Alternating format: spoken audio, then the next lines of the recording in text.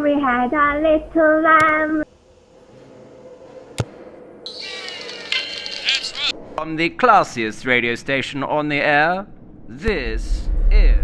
Welcome to the Black Rabbit's Curse, where every shadow hides a sinister verse. Hear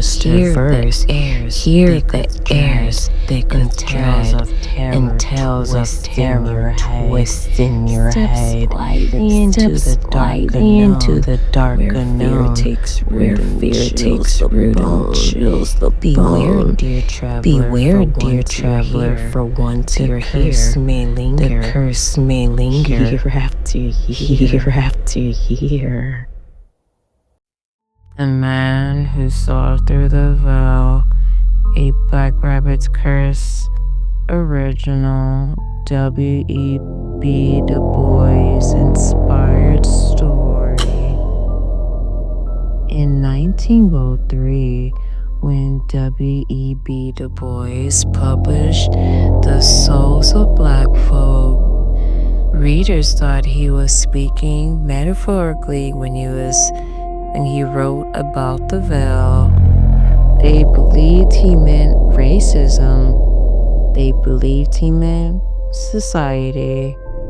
They believed he meant the invisible barrier separating Black Americans from the rest of the country.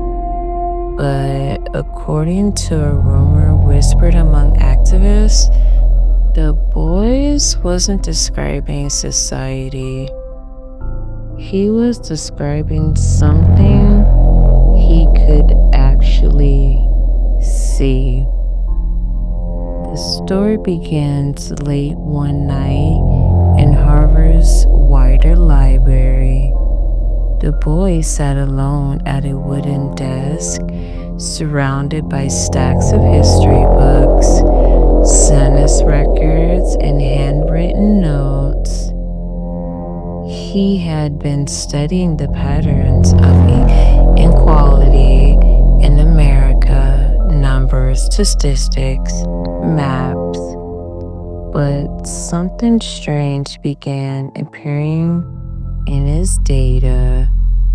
Whenever he charted the locations of lynchings, riots, or slave rebellions on a map, the dots formed patterns. Not just random patterns, shapes, long, curved lines, scratching across each state.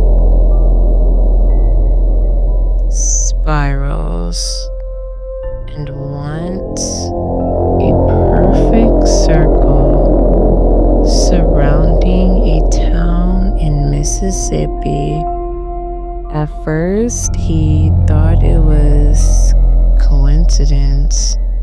Then he noticed something worse. Whenever violence occurred in one of those places, the same symbol appeared stretched somewhere nearby, on courthouse doors, on wooden fences, on the backs of church pews. 3 curved lines forming what looked like an eye watching, waiting. Soon after, Du Bois began noticing something strange in reflections. Windows, mirrors, polished metal. Sometimes when he passed them, he saw his reflection. Then another shape behind it. Not a person. A shadow. Tall, still, watching him as if it had been waiting for years. At first, he convinced himself It was exhaustion, but the shadow kept appearing, and it never blinked. While writing The Souls of Black Folk, the Boys originally included a chapter historians say was later removed before publication. The title of that missing chapter was The Night the Veil Lifted, according to one activist who claims to have seen the manuscript in the 1930s. The chapter described a terrifying encounter. One night, while working in his study, the boys heard a knock on the wall behind him. 3 knocks. Slow, deliberate. When he turned around, there was no door, just a wall. But the knocking continued 3 more times. Then the wall itself began to ripple like water, and something behind pushing its shape through. A silhouette, human shaped, but stretched, too tall, too thin. Its voice came from everywhere in the room, not loud, but impossibly deep. It said, "You see the veil." The boys couldn't move. The figure stepped directly through the wall. Its face was blank, like smoke trying to imitate a person. Most humans cannot see it, the thing said. But you can. The boys managed to whisper one question. What is the veil? The figure tilted its head. Then it answered, "A door." According to the missing manuscript, the entity told the boys something terrifying. It said the veil was not just social or political, it was a thin space between worlds, a space where suffering, injustice, and human pain weaken reality itself. Every act of cruelty, every broken promise, every life stolen made the veil thinner. And America, the entity warned, had become one of the thinnest places on Earth. The boys couldn't figure out what happened if the veil broke. The entity smiled, not kindly. Then we come through. The story says the figure offered the boys a choice. He could forget what he saw and live peacefully, or he could become what is called a watcher. Someone who could see both worlds at once. Someone who could warn humanity before the veil tore open completely. The price? He would never truly belong to neither world again. The boys agreed.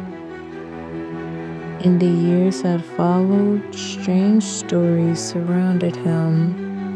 Students at Atlanta University reported that the boys sometimes paused mid-lecture and stared into empty space as if listening to someone invisible. Others said his shadow occasionally moved a second too late when he walks past a window. Once a colleague claimed the boys quietly told him, "History is not repeating itself. Something is feeding on it." In 1963, the boys moved to Ghana, where he spent his final years. Visitors said that near the end of his life, he often sat on the porch, staring at the horizon. At sunset, when asked what he was looking at, he would say, "The line where the veil is the thinnest." One evening, just days before his death, his caretaker heard him speaking softly to someone outside. But when she looked, the voice was alone, or so it seemed, because the caretaker later swore she saw something standing beside him in the fading light. A tall shape, almost human, almost. When the boys died on August 27th, 1963, the world believed the Watcher is gone, but historians later discovered something disturbing in his personal notes. In the margin of his journal page, the boys had written on the final line, "Not for readers, for whoever came after him." It said, "The veil does not choose watchers. It chooses witnesses." Below that sentence, it was a list. 10 names. 9 had been crossed out. Only 1 remained, and the name at the bottom of the page was blank. Because according to the legend whispered in archives and librarians, the veil is still looking. And if you're the one who wants to see the shadow behind your reflection, it may have already chosen you. Sit here, heart still racing, eyes wide open. Remember, the terror doesn't end when the video does. You may try to forget, but the shadows have a way of following. The whispers grow louder each night, don't they?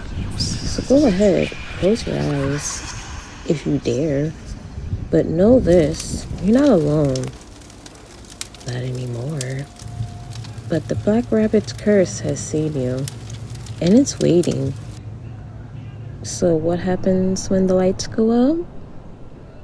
If you want to find out, make sure you come back. But next time, will you be ready?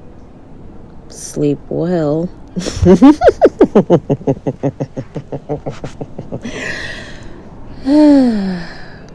Or don't.